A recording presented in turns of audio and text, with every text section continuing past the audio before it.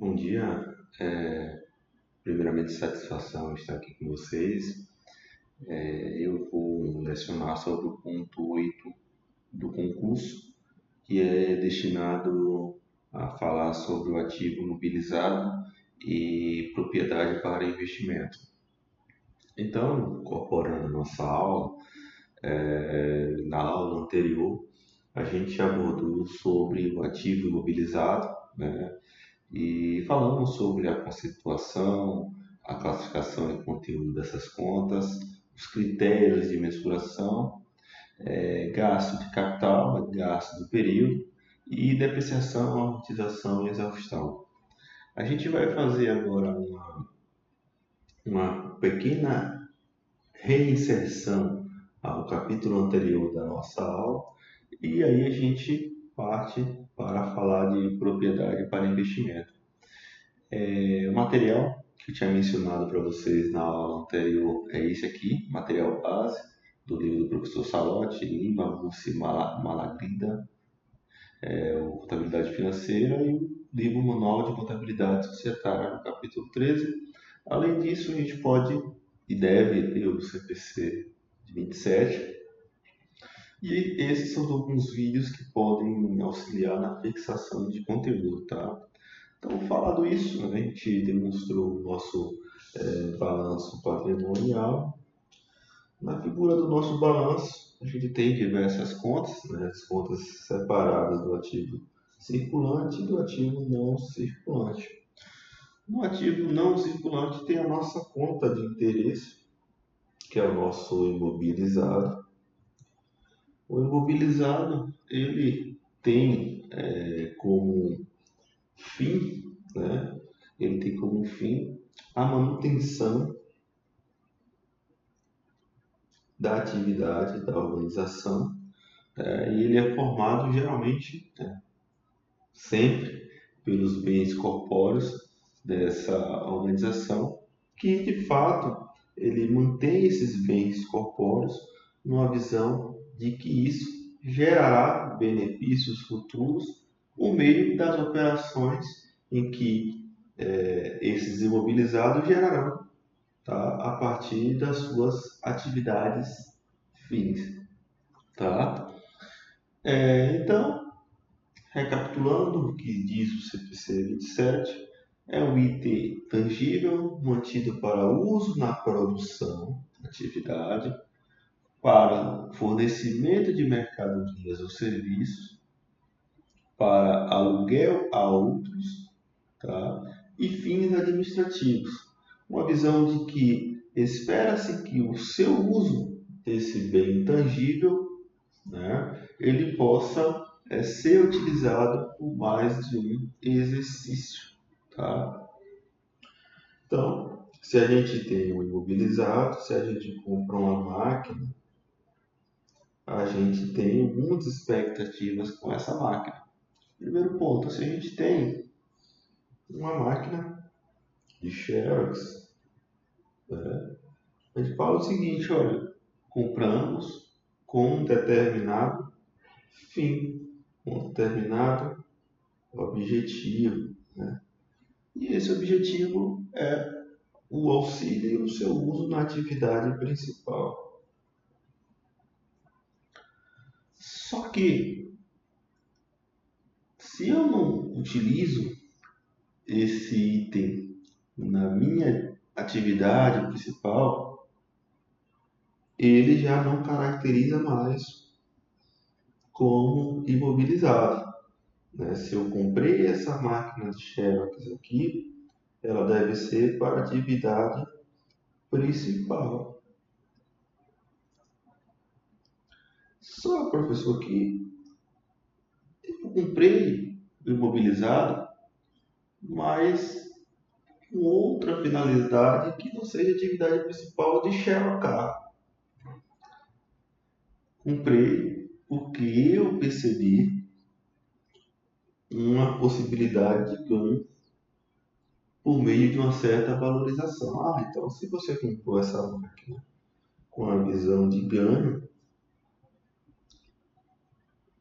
essa máquina de Xerox, então você adquiriu uma propriedade para investimento, tá?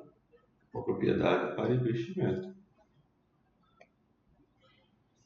Então, o CPC, ele é dito o seguinte, olha, o imobilizado é o item tangível, tá?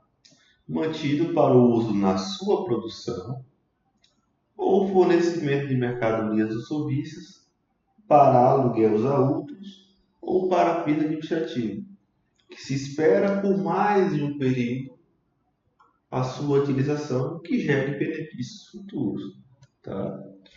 Já a propriedade para investimento, tá? Já fazendo um paralelo com o nosso assunto, a gente comprou essa máquina para o ganho, né? Se eu compro uma máquina para o ganho, ela não faz parte da minha atividade principal, minha atividade fim, né? Eu quero oferir algo, um ganho por meio da sua valorização. Comprei mais barato, comprei por um valor e sei que vai valorizar, ou espero a valorização. Mas eu posso muito bem, no lugar dessa máquina aqui, ser um prédio e eu vou buscar oferir aluguel, ou eu vou pensar na sua valorização de um terreno, tá? Então, esses são os conceitos que são dados para imobilizado no CPC 27 e para a propriedade de investimento, nosso assunto em breve, de agora, que fica no CPC 28, tá? Então, aqui as diferenças entre propriedade para investimento e para imobilizado, partindo de um exemplo de um aluguel, né? Quando a gente fala de máquina de Xerox e fala que a gente vai usar, é uma coisa, mas quando a gente fala, por exemplo, de um determinado prédio, e esse determinado prédio vai receber alguns tipos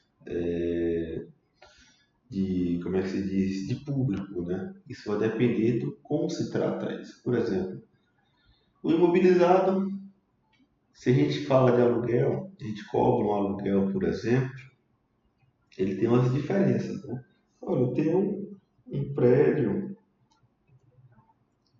e desse prédio eu vou cobrar aluguel. Tá, mas eu preciso finalizar como é dado isso. Esse aluguel é dado com objetivo principal ou uma visão de oferir renda? Então vamos ver um exemplo. A empresa do ramo de pedágio possui um ponto em uma BR que é distante da cidade para que seus funcionários que moram longe possam ficar mais próximos do seu local de trabalho. Então a empresa ela construiu um local, um prédio, um conjunto de casas para alugá-los. Então isso é voltado à atividade principal. É como se você fosse colocar aquela mão de obra próximo da sua região de trabalho, tá? Já um outro exemplo, se não vinculado à atividade principal da empresa. Uma empresa do ramo de pedágio possui um prédio, uma cidade onde se situa uma de suas unidades. Esse prédio é usado para alugar a terceiros, os quais não são relacionados à atividade fim. Tá? Então, como é para terceiros que não tem relação com atividade fim, ele é dado como PPI, propriedade para investimento. E aqui é dado como propriedade para uso, tá? Vou botar assim, PPU, certo? E aqui um exemplo de questões para vocês verem como de fato é dado essas questões, tá? Uma entidade adquiriu 10 apartamentos em um prédio ao lado de sua fábrica por valor de 500 mil cada. Esses apartamentos eles são alugados para os funcionários da entidade que são originalmente fora do estado.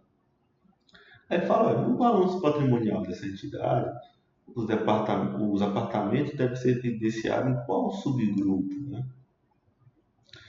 Aí lembre-se do exemplo que eu dei, né? Olha, é uma visão de atividade principal, é a atividade principal esse apartamento, vai auxiliar nisso ou não?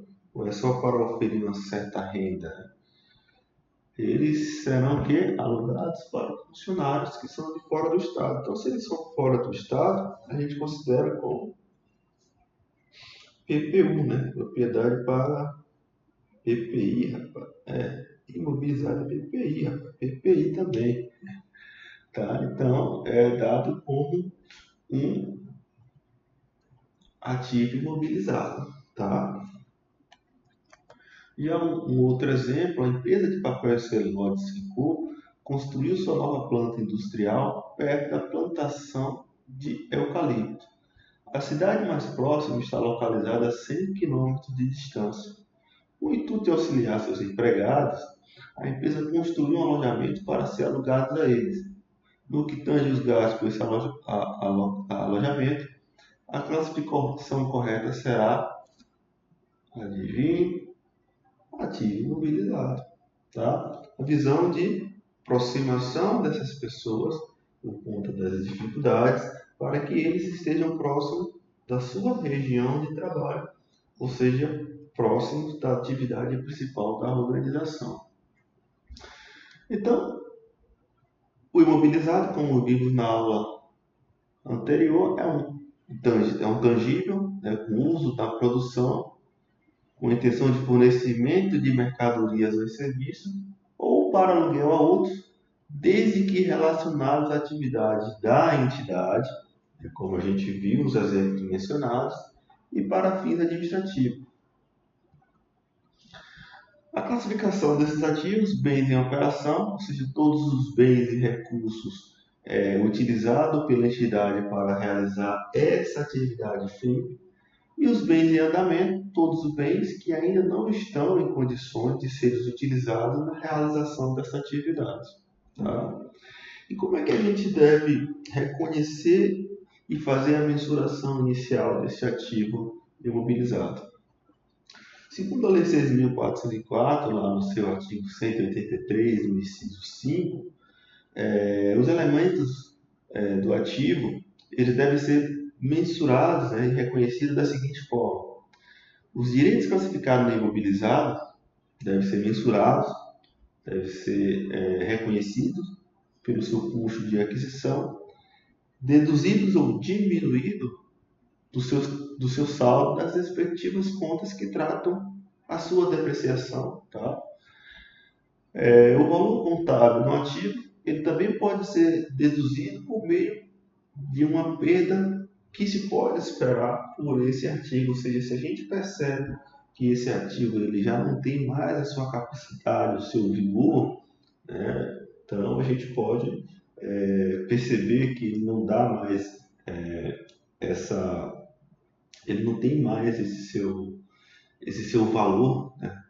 A gente termina fazendo com que a gente reconheça essa perda de valor, tá? Então, o custo de um ativo para uma organização, para uma empresa, por exemplo, a gente pode trazer o exemplo da nossa máquina de Xerox que a gente comprou. Né? Então, temos a máquina de Xerox, esse é o valor da aquisição, certo?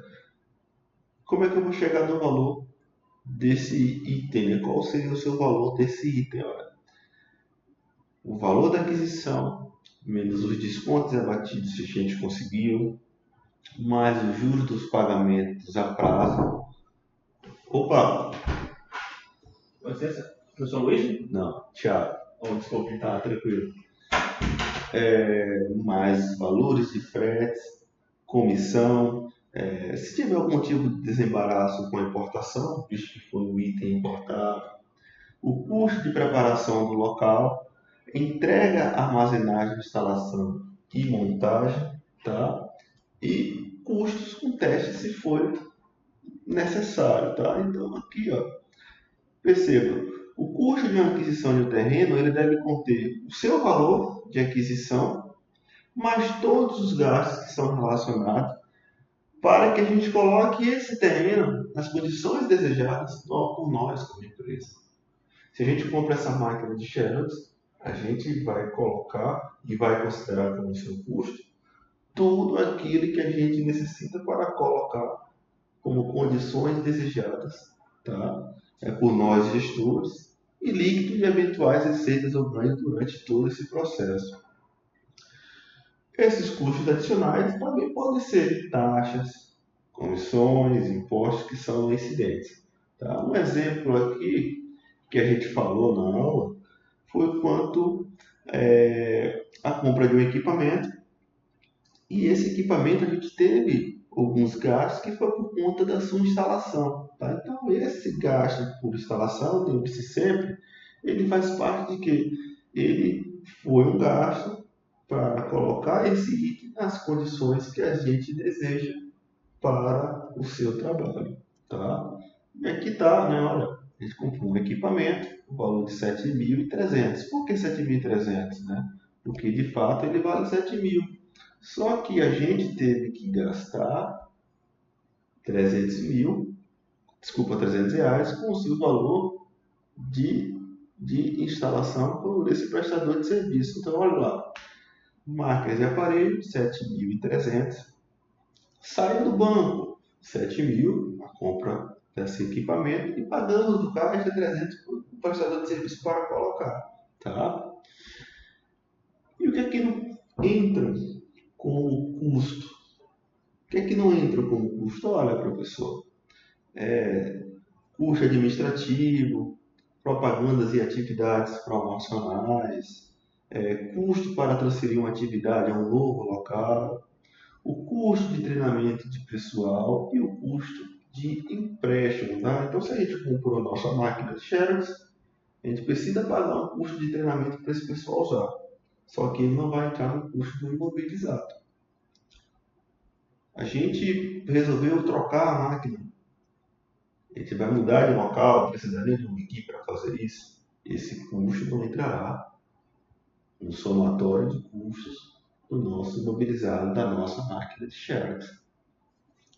Opa, acelerou aqui, mas a gente conserta, tá?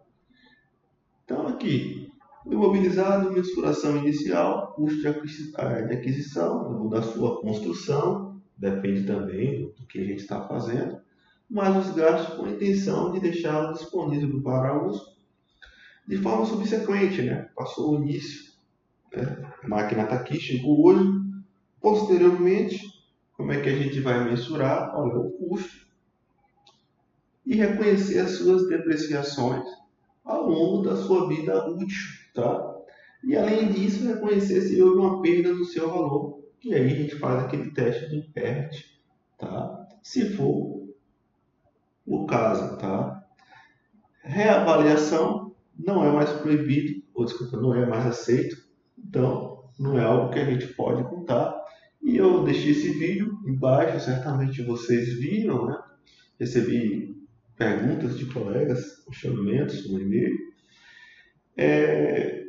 Também, digamos que a gente tem a nossa máquina de Xerox.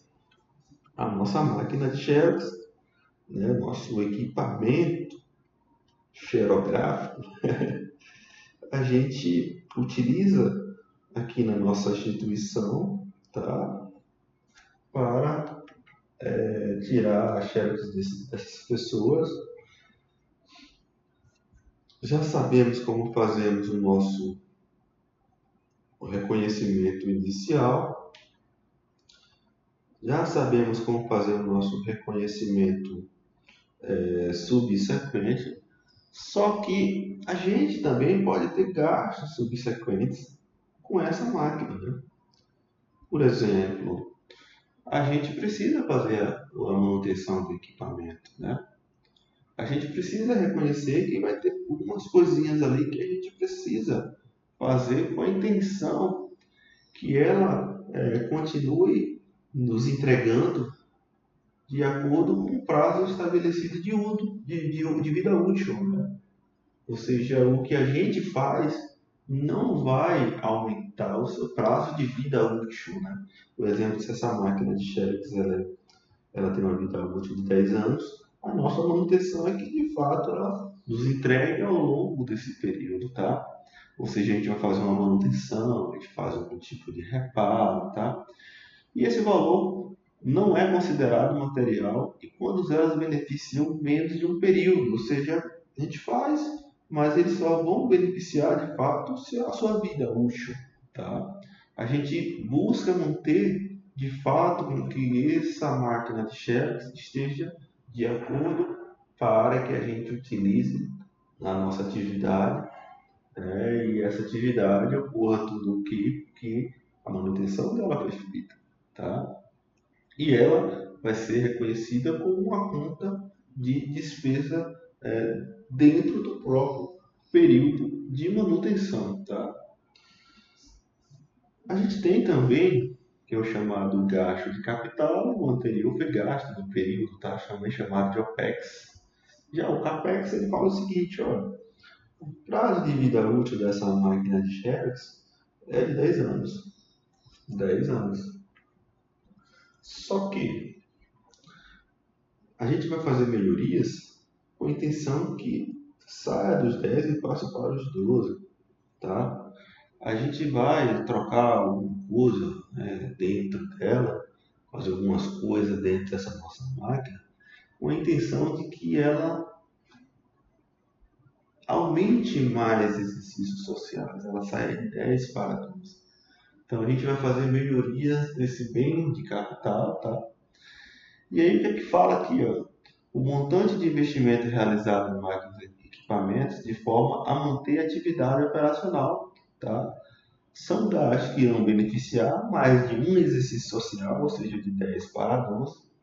E aí, quando a gente faz isso, esse valor a gente deve reconhecer dentro do nosso ativo imobilizado. Então, perceba que o gasto de capital, eles devem ser inseridos no valor do nosso ativo imobilizado, tá? Do valor da nossa máquina de xerox, certo? Já o gasto do exercício, do período chamado OPEX, tá? Ele vai beneficiar na visão de que a gente está fazendo as manutenções necessárias para ir cumprir o prazo de vida útil, certo? Como a gente faz a baixa? A baixa do imobilizado corresponde ao momento em que ele é retirado do nosso balanço patrimonial, né? Ou seja, ele deixa de ser ativo da nossa entidade, tá?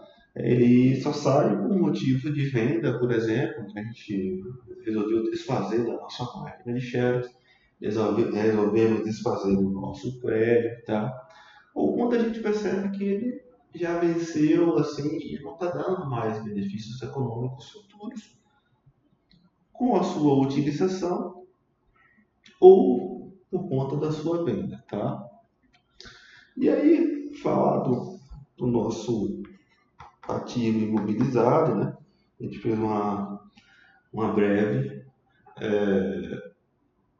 revisaço, né, como diziam os concursos, para que a gente relembrasse alguns conceitos e concatenasse agora quando a gente falar de propriedade para investimento, né? A gente percebeu que no ativo imobilizado, atividades fins direcionadas para atividades fins, aquele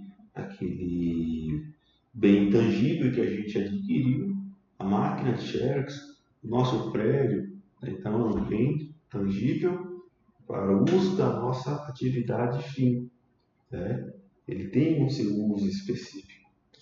E agora não, a gente vai falar de algo que a gente está pensando em galgar e de ter ou não ferir uma determinada, um determinado valor com a visão de investimento, tá?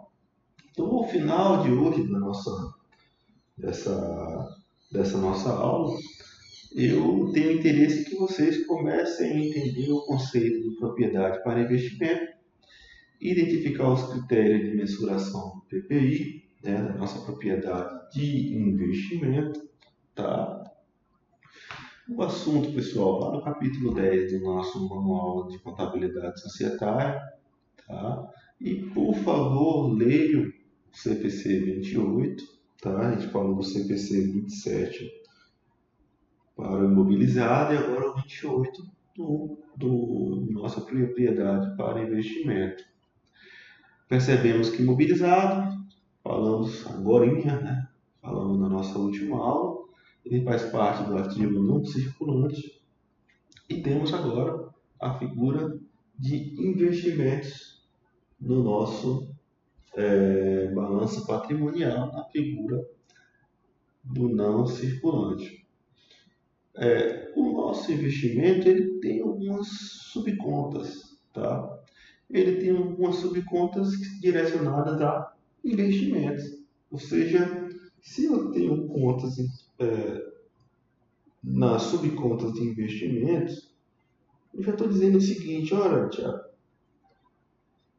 eu estou buscando algo que não seja a atividade principal da entidade.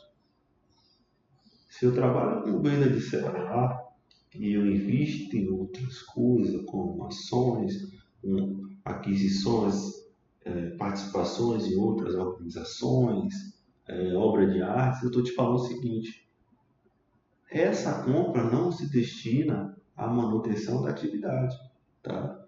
Eu estou fazendo um investimento, tá? E aí a gente tem uma série de investimentos, tá? Tem uma série de investimentos, como a propriedade para investimento, que é o que a gente falou no início da aula, quando a gente fez a distinção entre imobilizado e propriedade para investimento, tá?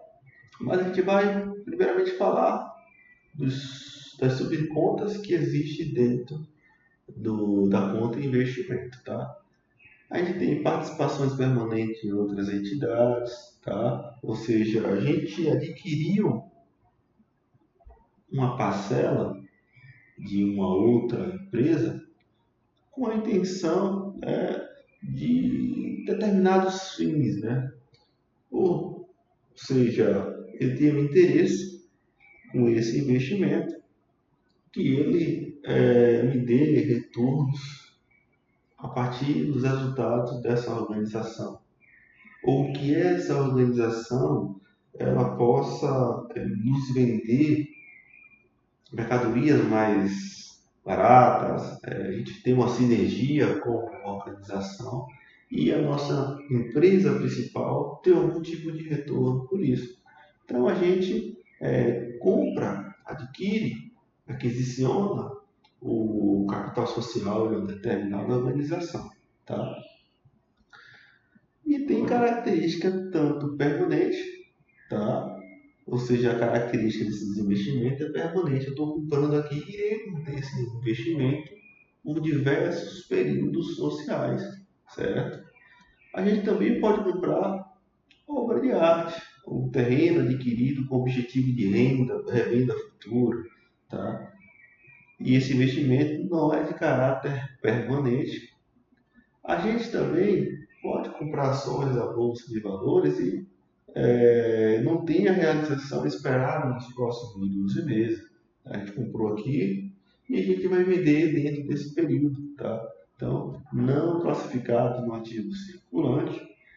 E a gente também que não se destine à manutenção das nossas atividades, como para a compra de um imóvel, tá? E aí eu estou trazendo um exemplo da Companhia Bahia.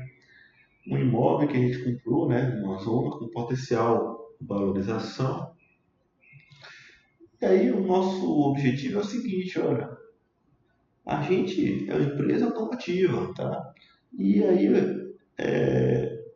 a gente pode instalar a nossa fábrica nesse imóvel, tá? Só que não é interesse da empresa que isso aconteça, tá? Então o objetivo nosso é vendê-lo em uma época futura em que ele seja valorizado, tá? Portanto, se eu sei que esse imóvel ele não se enquadra nos planos operacionais, ele é uma propriedade para investimento. Tiago, a Companhia Bahia ainda está em dúvida, ainda assim continua sendo reconhecida como propriedade para investimento, tá? Então, eu falei para você, aqui está o subgrupo, tá? E temos propriedade para investimento, que é a nossa aula de hoje. Então, a propriedade para investimento, terreno, edifício, par de edifício, ambos, é mantida pelo proprietário né? Também pode ser arrendatário, arrendamento financeiro, com o intuito de oferir aluguel para uma valorização de capital, ou para ambas, né? Posso comprar muito bem o edifício, fazer os aluguéis e, ao longo do tempo, me aparecer uma proposta financeira muito boa, a gente pode se desfazer, tá?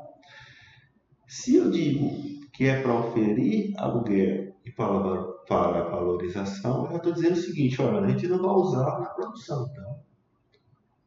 Ou fornecimento de bens ou serviços ou para finalidade administrativa. A gente não vai fazer venda no curso ordinário do negócio, tá? Então, o nosso fim é para oferir renda, para oferir ganho, certo? Se eu falo do uso de produção, eu estou falando de quem? O ativo mobilizado.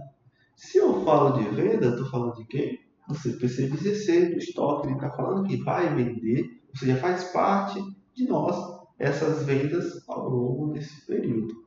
Tá? Só que o nosso intuito, nosso interesse é oferir renda e valorização. Como que a gente vai fazer na propriedade para investimento o seu reconhecimento inicial pelo custo da sua aquisição? E aí a empresa ela poderá optar de forma posterior se ela vai avaliar essa propriedade para investimento pelo valor justo ou permanecerá avaliando ou mantendo pelo custo, tá?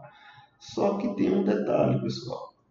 Se ela menciona que vai continuar pelo custo, se deve reconhecer e tratar das depreciações que esse item ele necessita, tá? Se você escolheu em manter a sua avaliação pelo custo, mesmo assim, isso não quer dizer que você não irá trazer o valor justo desse item para fins de reconhecimento do público, né, dos stakeholders. E isso você deve demonstrar qual o valor dessa propriedade para investimento nas notas explicativas. Tá?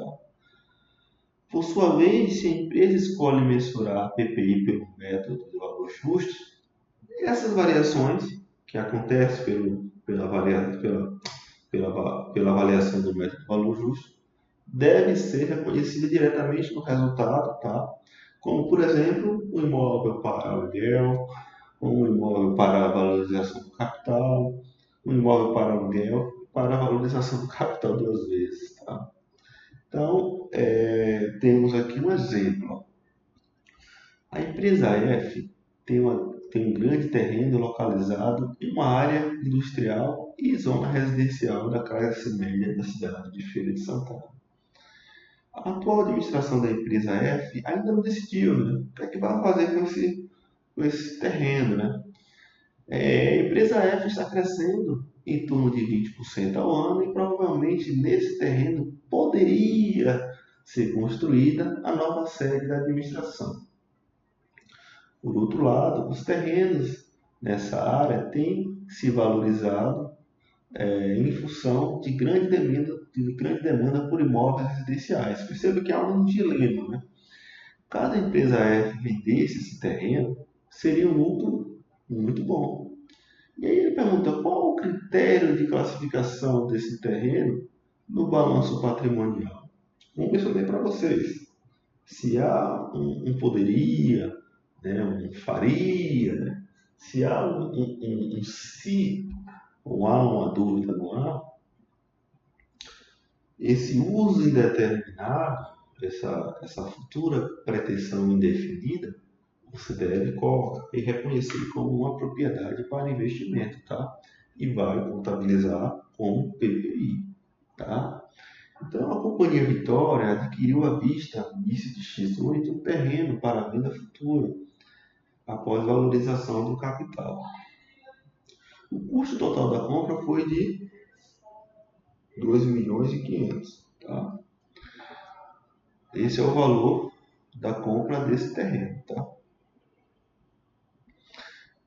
O custo total da compra foi de 2.500, 2.500, e ao passo que seu valor justo nessa data era de 3 milhões. Tá? No final de X8, o valor do terreno passou para 3 milhões e 200.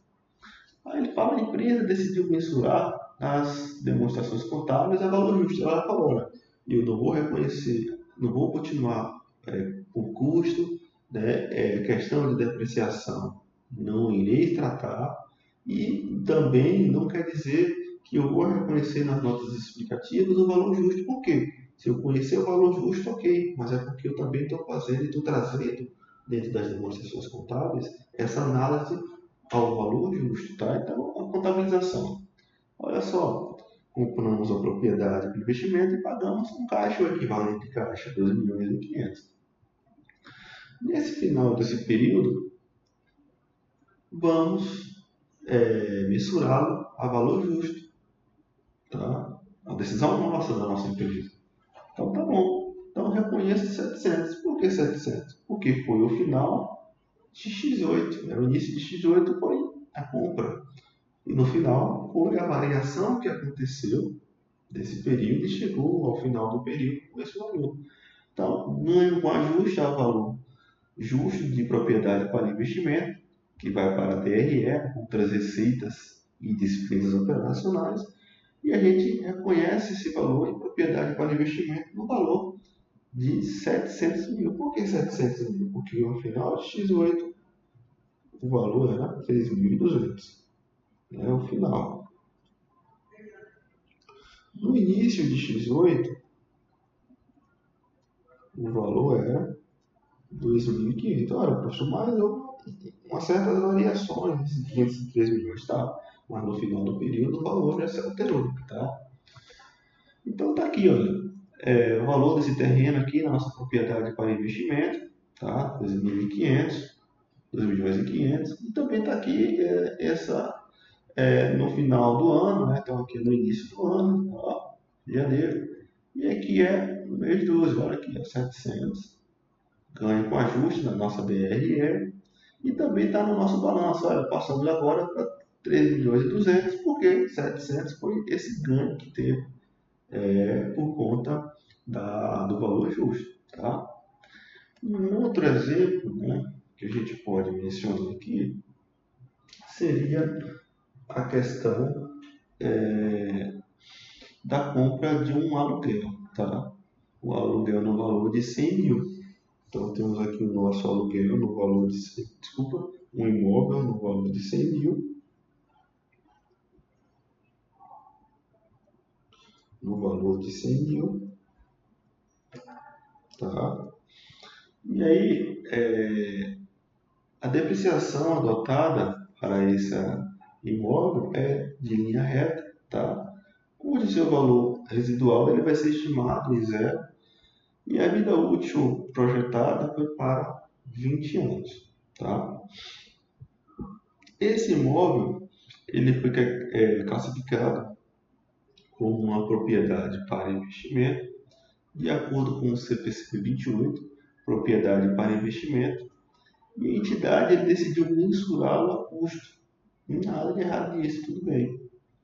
Ao final, o valor justo do imóvel era de 150 mil. O valor justo é igual a 150 mil, tá? Então tá aqui. O que é que a gente vai fazer com isso?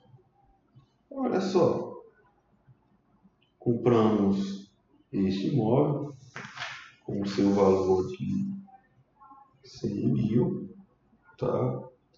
A gente vai fazer uma avaliação pelo custo, certo? Se a gente vai optar em continuar pelo custo, quer dizer o seguinte: o que quer dizer? Que a gente vai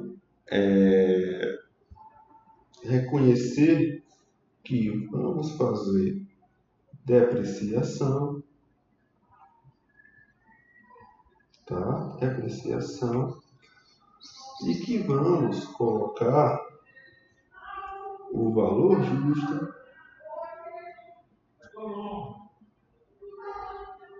na nota explicativa, tá? Primeiro ponto, vamos saber a depreciação desse valor de 100 mil. Linha reta depreciação. Então, depreciação, o valor é 100 mil, tá? Alguma dúvida, pessoal? Por favor, perguntem. Na questão fala que a vida útil desse imóvel é de 20 anos. Bota aqui, vida útil, 20 anos. O valor que a gente deve depreciar ao longo desse tempo seria 20, 100 dividido por 20. Então, o valor que a gente vai depreciar de forma anual de depreciação, o VAD, tá? Seria de 5 mil. Então, olha, 5 mil. Então, todos os anos a gente vai fazer essa depreciação. Se a gente optasse pela propriedade de investimento, a gente não precisaria fazer esses passos que a gente está fazendo aqui, tá?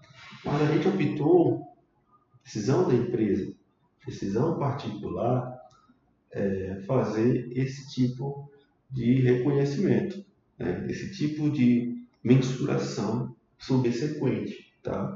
Então a gente vai lá, olha, 100 mil,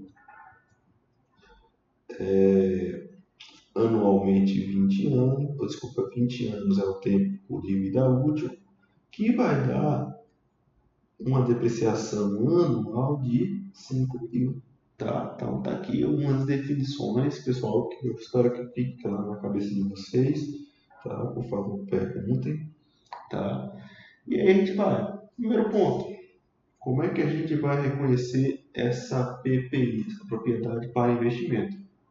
Pelo custo, sempre. Não tem duas conversas. Não tem choro de régua, né?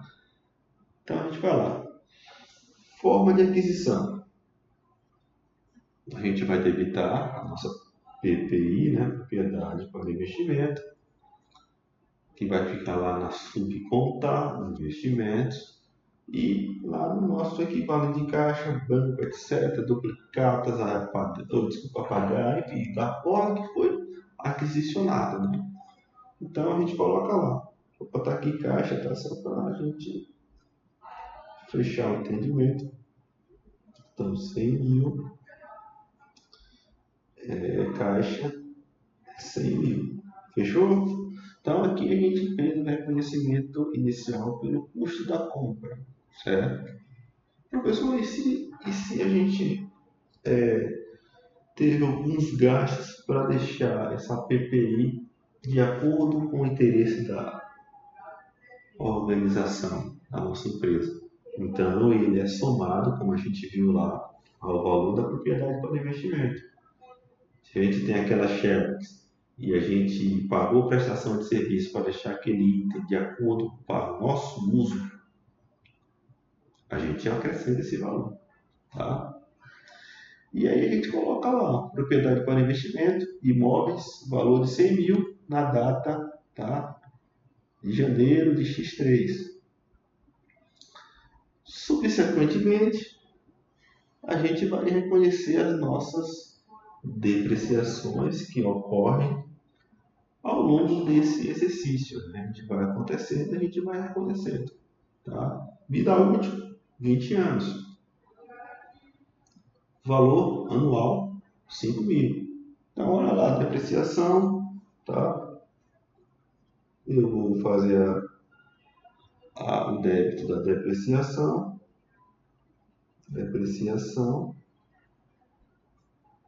desse IPI, tá? Seriam as despesas gerais e administrativas, e vou creditar depreciação acumulada, tá? Depreciação acumulada no valor de 5 mil, tá? 5 mil. Professor, E daqui a 10 anos, reconhece os 5 mil. Tá? Conhece os 5 mil. Como ela decidiu mensurar pelo custo ao longo e de forma subsequente,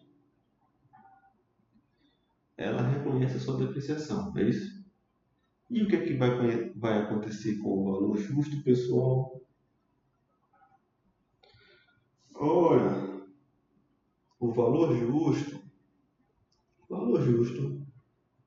dessa PPI que a gente comprou, que a gente tem em um determinado período, é esse aqui, ó. É esse aqui, tá? E isso aqui vai estar lá na nota explicativa do determinado exercício social, tá?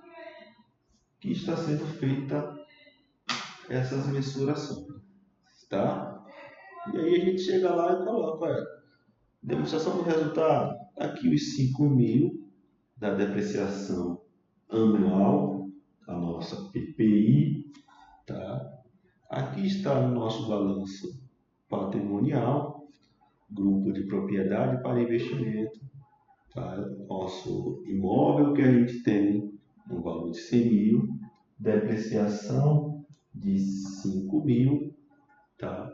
Daqui a 3 anos, a depreciação será de 15 mil. Daqui a 5 anos, 25 mil. E vamos se passando o tempo até o tempo de vida útil desse ativo que pertence à organização. E aí a gente fala fala nota fiscal na nossa nota explicativa e fala o seguinte, olha a nota explicativa, olha stakeholders, né? A gente tem um imóvel, esse imóvel a gente reconheceu a custo como toda propriedade de investimento. Toda propriedade de investimento a custo sempre. Mensuramos de forma subsequente, optamos para manter a custo, tá? Só que no método de custo, reconhecemos lá, você viu lá na nossa demonstração, tá? A depreciação dela. E agora aqui, a nota explicativa, no momento dos investimentos, tá? A gente está te trazendo aqui o valor justo desse imóvel. O valor justo desse imóvel hoje, no final do período X3, é de 150 mil. Tá? Então você fornece ainda assim essa informação para as pessoas que estão acompanhando a contabilidade, acompanhando as demonstrações contábeis desse investimento. Tá? Então serve como informação na nota explicativa da entidade. Tá? E pessoal, é isso. Né? Quero saber se vocês têm alguma dúvida, né? Se vocês conseguem discernir a diferença de um ativo imobilizado para uma propriedade, para investimento, certo? Se vocês conseguem discernir as diferenças em subcontas e por que isso deve ser feito, tá?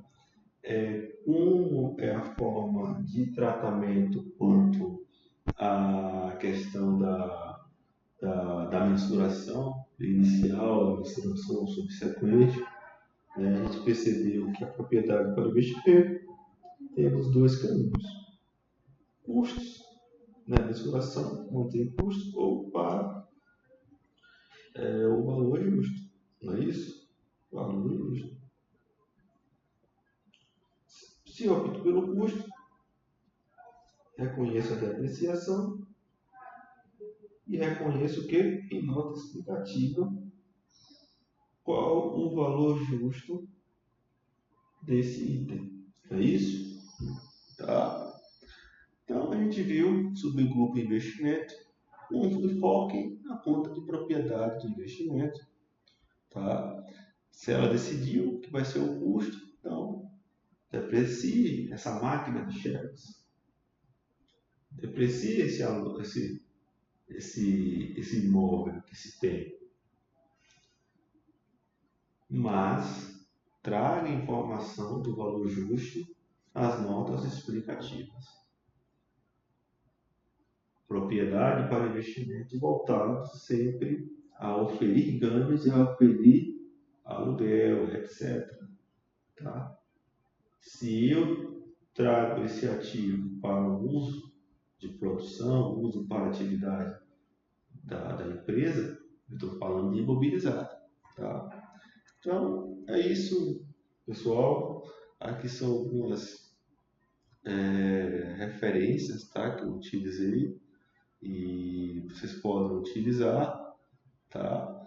Uma outra questão, falamos do ativo imobilizado, falamos de PPI, e aí na nossa aula da próxima semana, tá? A gente vai falar sobre redução ao valor recuperado. Solicito por gentileza uma leitura desse material de indicação, que é um material do Manual de Contabilidade Societária, e solicito também aos colegas que façam os exercícios sobre propriedade para investimento. Aí na aula que vem a gente corrige esses exercícios, tá? E iniciamos redução ao valor recuperado. Então, agradeço a atenção, tá? Fico à disposição dos nossos meios de comunicação disponibilizados aqui pela instituição, tá? Fisicamente e virtualmente, e até mais.